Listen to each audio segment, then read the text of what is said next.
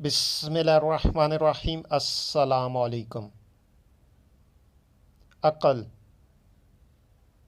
عقل جہالت سے باز رکھتی ہے۔ رسول اللہ صلی اللہ علیہ وآلہ وسلم۔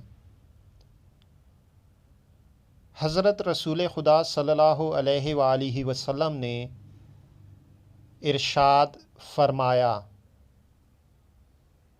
جاہل وہ ہوتا ہے جو خدا کی نافرمانی کرے،